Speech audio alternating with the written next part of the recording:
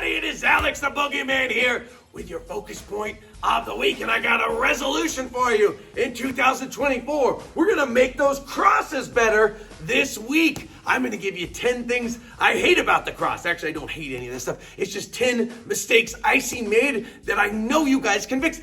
Everybody can have a better cross. Yes, you can get a better cross. You may not really get all 10 things, but you can certainly get at least one. And now you might say, well, who cares? Why do I want a better cross? What's in it for me? Well, I'll tell you what. Number one, you're going to be a better boxer, right? That's always good. Okay, but say you don't care. You're going to be able to throw more punches. You're going to be throwing better punches. You're going to use more muscle to throw punches. You're going to get a better workout. And it's going to be safer for your hands and joints and shoulders and all that good stuff. So without further ado, here are my 10 things. And I'm going to be counting down, kind of New Year's style. So make sure you watch the whole thing so you see what the number one thing is I hate about the cross. Number 10, too close to the target.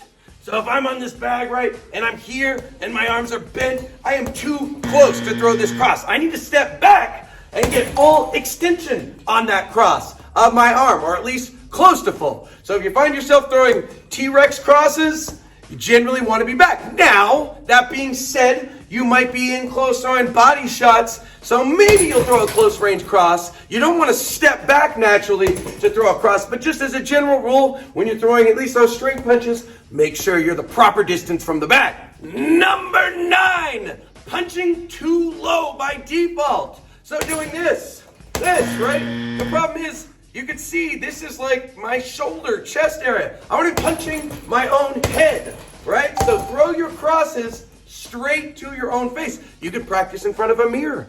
Practice, make sure you're hitting your face, your glove, your fist is covering your own face. Number 8, speaking of covering, and of course this is true on any punch, right? Making sure that we cover our non-punching side. I don't want to see crosses where the left hand or the lead hand is down or dangling around or getting ready to do something else. No, keep that hand guarding your face. Maybe it's kind of low before you throw it, but once you throw it, it goes up to cover that face. Number 7, letting your hand drop after the cross lands. I've seen good boxers, or at least good martial artists, do this, and you don't want to do it. So it's throwing the cross and then letting the hand drop. Even just a little bit.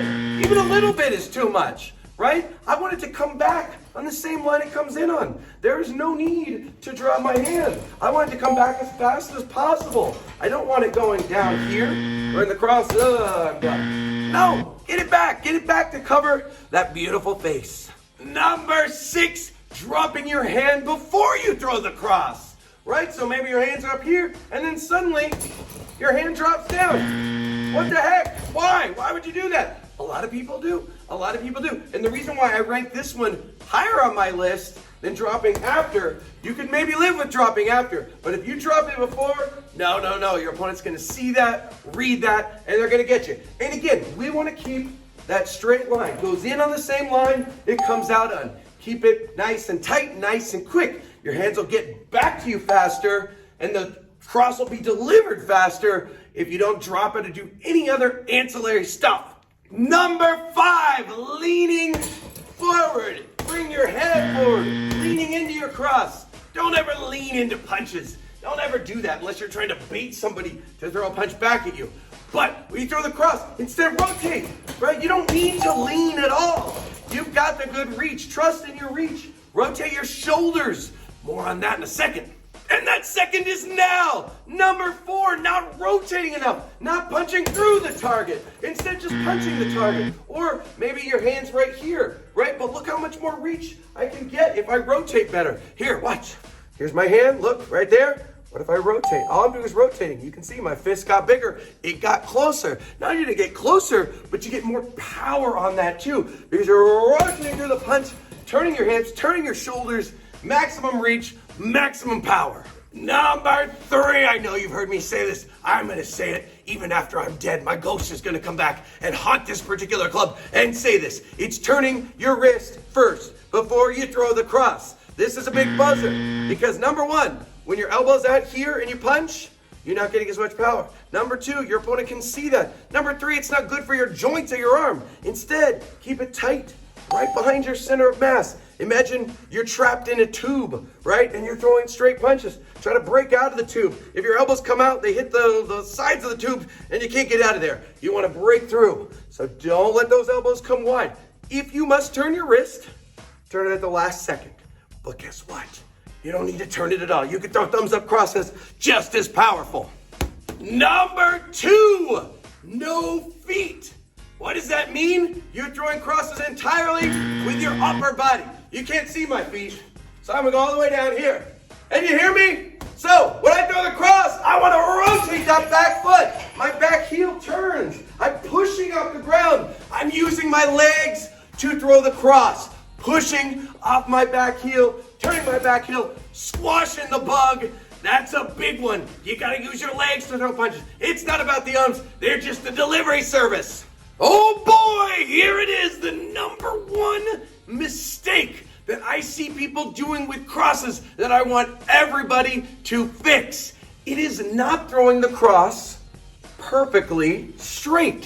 What I see a lot of is crosses that kind of have this weird angle to them, or sometimes they have almost like an overhandy trajectory, right? I want your cross to be right down the middle. Nothing else. Nothing else. No, it's like if you were going somewhere on a map. Right? You wouldn't want to take a bunch of turns to get there. You want to go straight there as fast as possible. That's what the cross is.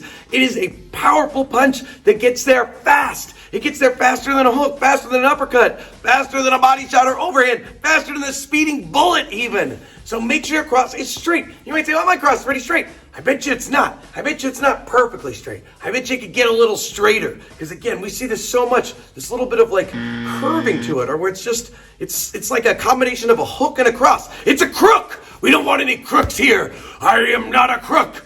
That's my Richard Nixon impression. Not very good. But I want to see your crosses get better. I want to see him take that straight line.